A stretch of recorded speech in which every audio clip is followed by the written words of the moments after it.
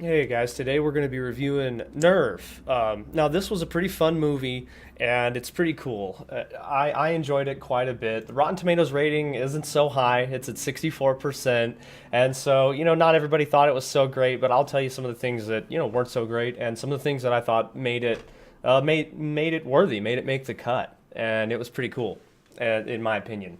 Okay, Nerve, the basic plot line is pretty simple. I'll give it to you. Industrious high school senior V. Delmonico has had it with living life on the sidelines. When pressured by friends to join a popular online game, Nerve, V decides to sign up for just one dare in what seems like harmless fun. But as she finds herself caught up in the thrill of adrenaline-fueled competition, partnered with a mysterious stranger, that's going to be Franco there that you're seeing right now. The game begins to take a sinister turn with increasingly dangerous acts, leading her into a high-stakes finale that will determine her entire future.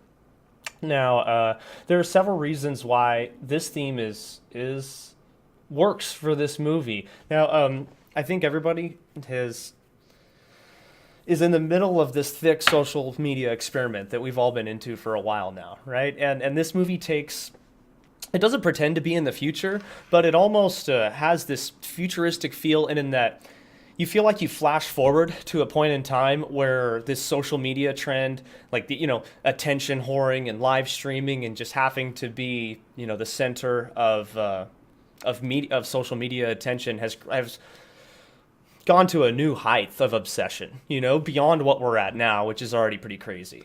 And so the game Nerve is a great parable for the dangers of slipping into, the echo chamber of social media, where you can kind of drown yourself in that world and disappear into it, and maybe it's not good for you.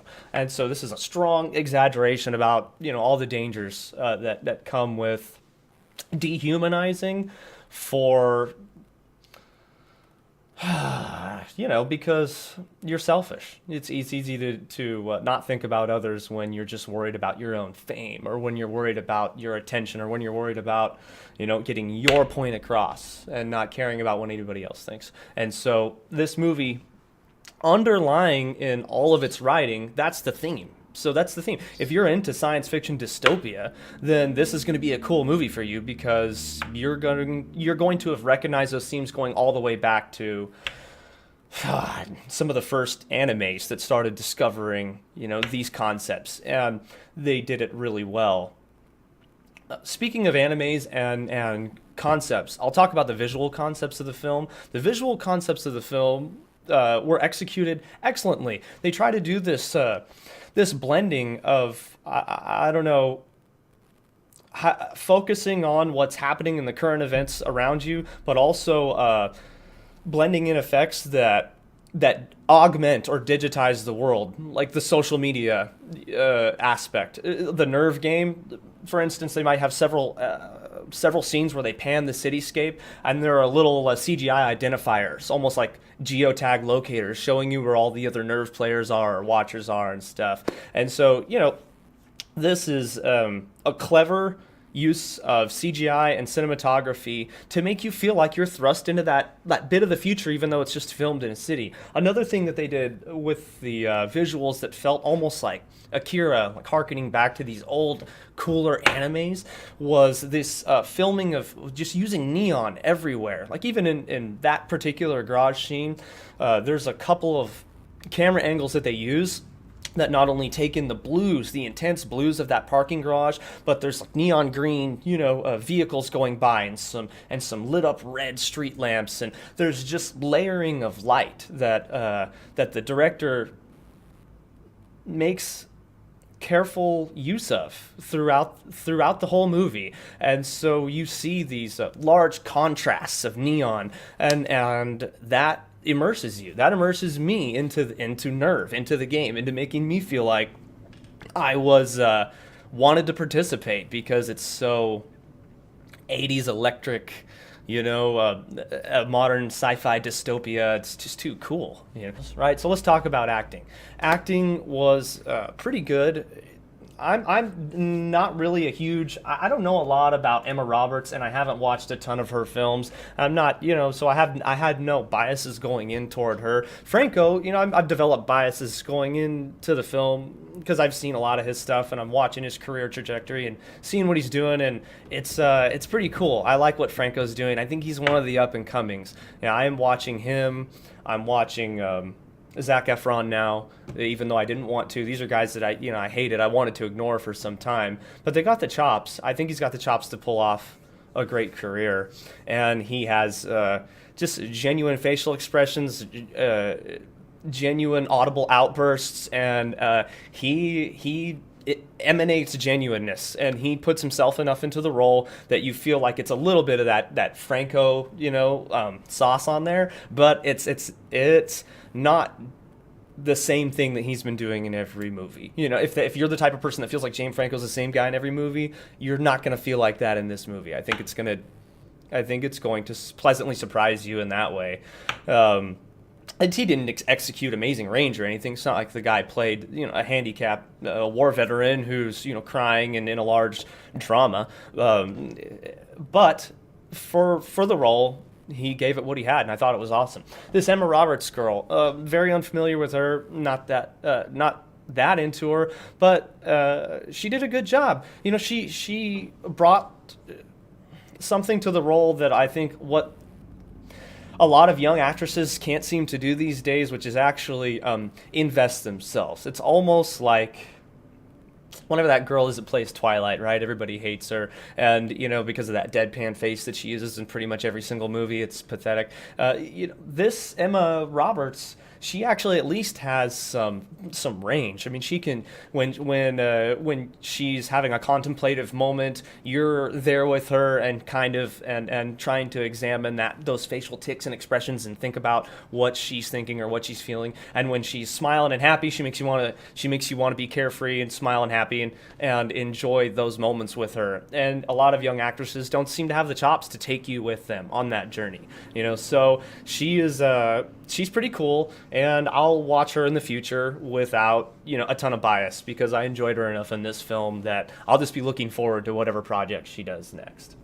And okay, so I am going to get into at this point in the video, I may start discussing some stuff that starts borderlining on spoiler material. So if you don't want, a ton of spoiler material, I'm going to start going into details of the film now and discussing particular scenes or moments that I liked and things that I thought were cool.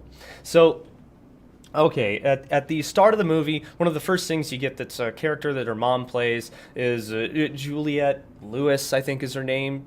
Best role she ever played was in Natural Born Killers with Woody Harrelson. Hands down. Chick's amazing, right? But the issue that I actually have with her in most other movies, and most every single movie besides Natural Born Killers, where she's just, awesome, is it seems like she plays relatively the same character in every role. This one, they didn't let her stretch herself. She's only got a couple minutes of on screen, and it's not that good, and she just looks like, this same character she's played in a lot of other films where they tried to put her into a mom role and make her a nurse, and I don't know, when she's like smoking cigarettes and like kind of walking around, it doesn't really do it for me. And so Juliette Lewis deserves an A role. She deserves to take on something like Charlize Theron's Monster. She deserves a role of that caliber to go ahead and put her back on the map because I think she's got the chops. I know she does because of Natural Born Killers, but for the love of God, quit putting her in these typecast roles that suck for her because they're not doing her any favors. All right, so when you see her, it's just disappointing. She actually has this line at the end of the movie that's like, you're the smartest stupid kids I've ever met, or something, when all these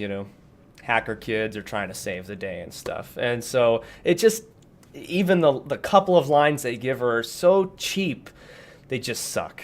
All right, Emma Roberts is the mousy girl who has the kind of the more outgoing alpha girlfriend, right? And so the story starts out a tale of two girls. One is in the shadow of the other.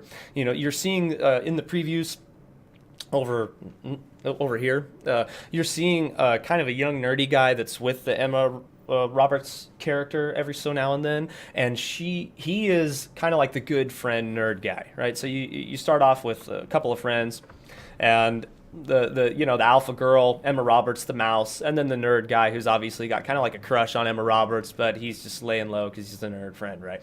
And what ends up happening is she's introduced to the concept of nerve mostly through her outgoing friend, who's kind of a slut, and she likes to, get attention, but she's like, pulling up her skirt and on her in front of the school for a dare, and getting viewers and watchers through this nerve game and trying to go ahead and, I don't know, further herself in social media fame. Emma Roberts is, kind of the heel of the friendship. Like, some friendships have a person who's always bagging and ripping on the other. Emma Roberts is definitely the heel of this friendship. So this chick's ragging on her and just kind of cuckolding her in a lot of ways, like going, hey man, if you want to have fun, if you want to live life, you got to be more like me, you got to be a slut, you got to want attention. Emma's thinking, I want my shot in the sun, but I don't want to be you. Like, I look at you and what you're doing feels sad. And so they have contention, like, and here's a scene here, wrong way again. That was that scene there where they're actually having some contention, and she's kind of smack talking her and stuff. And so that's what drives Emma Roberts' character to go ahead and jump into this nerve game all the way. And I'm not just going to be a watcher, because there's two categories you can pick. I'm going to be a player. I'm going to take a dare. I'm going to maybe not even one up my friend, but I'm going to prove to myself that I'm an outgoing gal. I can I'm tough. I can experience life. I'm not afraid. And so she goes for it. So the first dares are relatively harmless. The kiss a stranger dare is the first dare that introduces her to James Franco.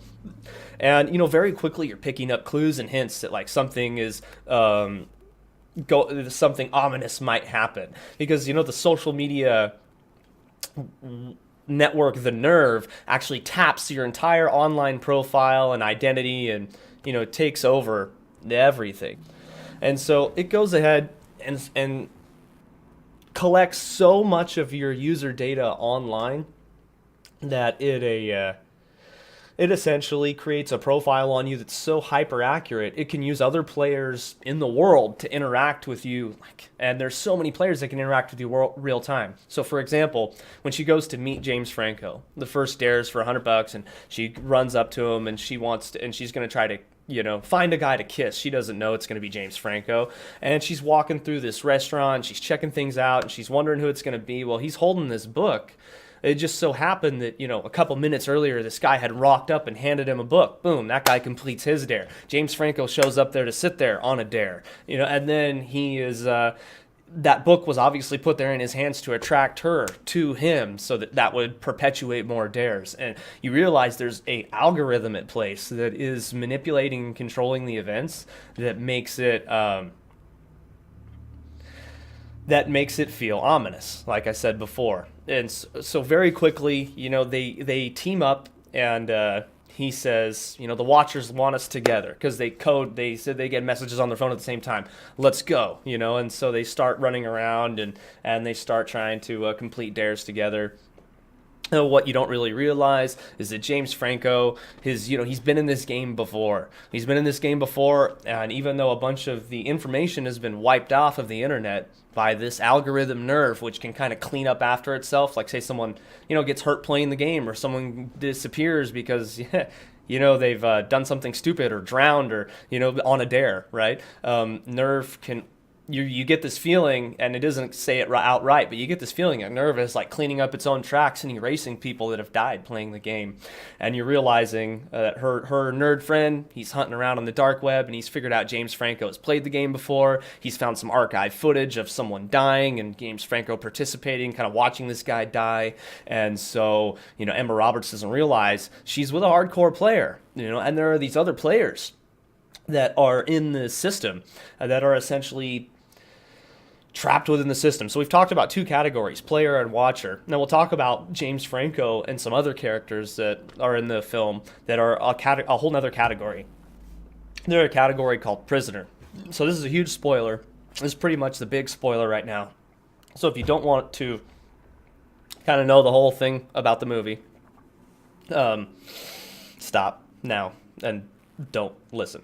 All right, so if you witness something that you think is unsafe or dangerous and you try to have the game shut down, like let's say your friend tries to do a dare and he dies, and you go to the police and you try to do something, well, the game has an algorithm that detects whether or not you've attempted to cheat, and they call it cheating, attempting to, you know, report the game for behavior outside of its confines, and for just being dangerous and for being against the law, for being essentially an accessory to murder by daring people to do stupid shit, right? And what you realize is these people get captured by this algorithm or corporation. There's no real face. It's kind of faceless.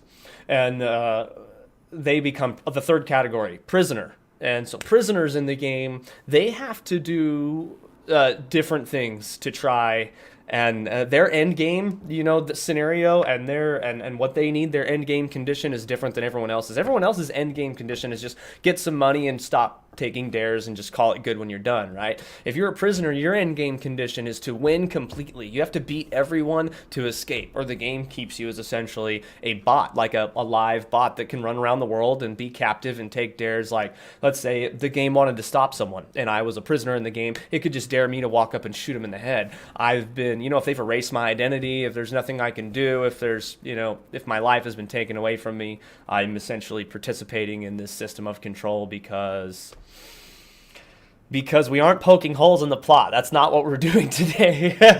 because everything's fine, and don't look at the man behind the curtain.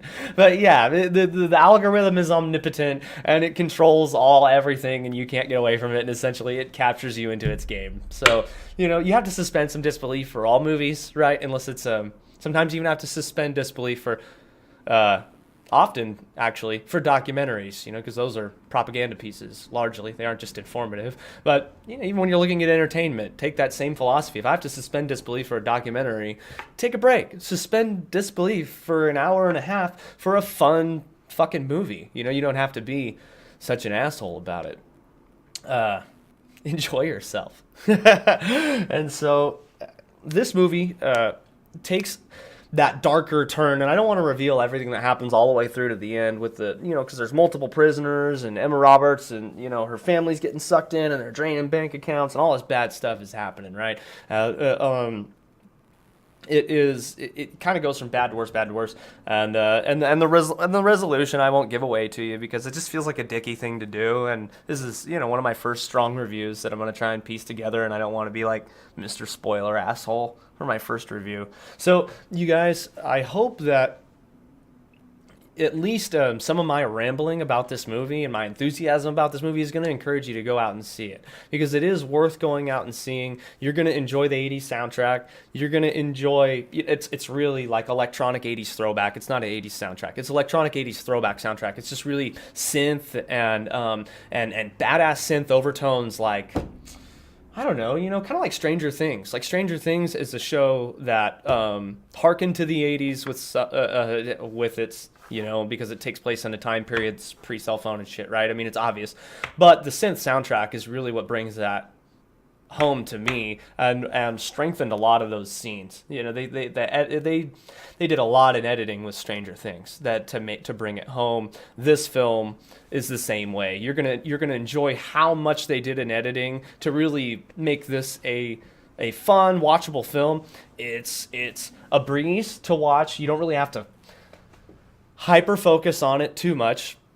It is interesting enough that if you're paying attention the whole time and trying to focus on the detail, they do have these, like digital montages, for lack of a better word, where they're showing people using the internet and creative usage of screen, of real estate, like having text messages pop up in different places and videos pop up here, and then montaging into other use of, the Nerve app and the entire social media experiment that's happening. And so yeah, they're augmenting, they're essentially allowing the viewer to experience a little bit of the augmented reality that you're enjoying watching the participants of the game play. And so that's the visual that I think comes across the most, is watching those augmentation features and enjoying the crap out of them, because they're really enjoyable. They are and really well done. And I hope somebody takes a cue from this and takes the,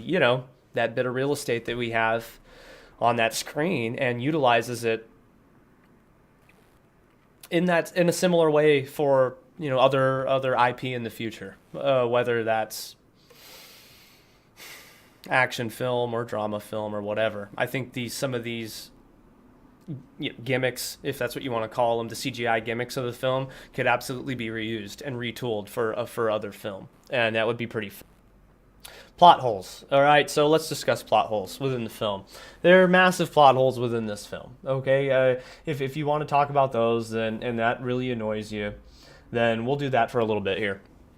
One of the worst plot holes in the entire film, I have to say, is the fact that there's no face behind the algorithm. For this Nerve app to be doing what it's doing in real time, and for people to really get screwed with and messed with, it would have to be like a clandestine social media network, that had essentially security guys and and a force of people that could go and tip the scales of these events, because there's too much that happens through happenstance and like perfect timing, for lack of a better word. If they really required user participation to be their catalyst for making everything go off without a hitch, i.e. you'll see these events just trigger, and random characters, seemingly random characters or other watchers or players in the game are running up and handing things off and participating in this giant outing that her and Franco are having. And so when you think about that, it makes it kind of fun, and if you don't think about it too much, it makes it kind of fun, because this stuff is just happening. But it couldn't work without a billion-dollar company placing people and then really baiting you in more and you biting more, and there's just so much that's left to circumstance, and they are making huge leaps of assumption throughout the entire film. The whole plot requires gigantic leaps of assumption that you're willing to believe that people are just got that nanosecond timing to show up and hand something off, or to be to deliver a vehicle there, or to walk into a store and steal something that someone else just put down and then walk out. And there's just so many layers of that Mission Impossible type stuff happening. Good. All right, so it is frustrating that they rely on you to count on all these people to have nanosecond timing all over the fucking place, and that just isn't that isn't gonna work. If I had to give this movie a rating overall, I'm not gonna be as mean as Rotten Tomatoes. I'm not. What was that? 6.7 out of 10 on IMDb, and 69%. You know what? 69% liked it. I would give it as a 7 out of 10. Maybe an 8 out of 10. I'm going to give it an 8 out of 10. And I'm going to do a 1 through 10 rating system. I don't care what kind of rating system you like to use. Some people use fucking emojis. Some people use fucking pillows and other stupid shit to rate their films. I'm using a 1 through 10 rating system. I think it's an 8 because you don't have to be fucked up to watch it and enjoy it. You can enjoy it as a for the ride that it is. You can completely enjoy this film for the ride that it is. And if you enjoy action films that are slightly cerebral, action suspense, because it isn't like fist fighting and guys action, but it's definitely a suspense based action film with a little bit of cerebral sprinkle on there, because it's not a Jason Bourne film. It's not the most cerebral action film you've ever seen by any means, but it's good. And I encourage everyone to go out and watch it, especially if you have a girlfriend. This is the kind of movie that you will enjoy if you're a guy and you have a lady at home. This is one that you can put on for her that she is going to love, and you're going to watch too, and you're going to enjoy it as well. There's nothing about this that's going to just, you aren't going to be blowing the, you aren't going to be making big sighs and rolling your eyes the whole time at how crappy the damn movie is, because she refuses to watch anything other than Pixar and crappy romance with you. So watch it and comment. Tell me what you think. I'm curious about what everybody has to say about the film. I've seen what some of the other websites have to say. Tell me what you think about. More importantly, my review format. I am a ranter. This is what I'm gonna do. So if you want short, concise reviews, you probably minute and a half, 3 minute reviews. You're gonna have to go somewhere else because this guy rants and he says the same thing in several different ways, several different times. So in case anybody had a hard time understanding it, they get it the second, third, or fourth time around that I reiterate it. All right, guys, have a good day. This is Lee from Lost Boys Reviews, and hope to catch up to you guys soon.